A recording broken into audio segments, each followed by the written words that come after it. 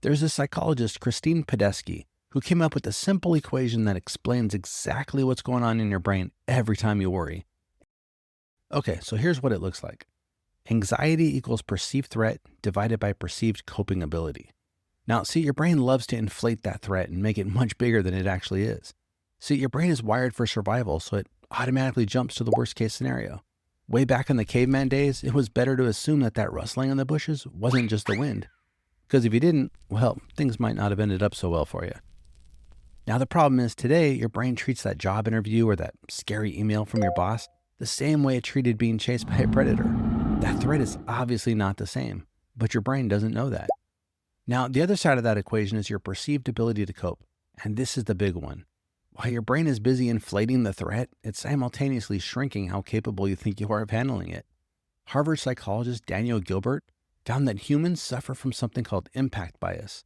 We're terrible at predicting how bad things are actually going to feel and how long that feeling is going to last. We overestimate both every single time. So the math is rigged. That threat looks huge. Your coping skills look tiny. And that gap right there, that's where worry lives. Now, this next part is probably the most important part in this entire video. Underneath every single worry, no matter how big or small, is the same belief. I won't be able to get through this.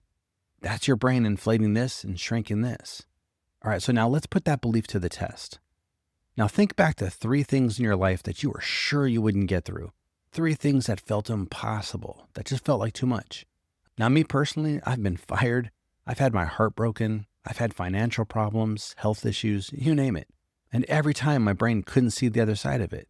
Every single time it told me that I wouldn't make it through. But I did.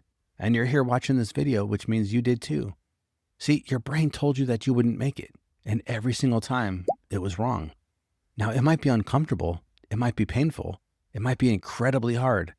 But you have a 100% track record of getting through hard things. You will get to the other side of it. You always have.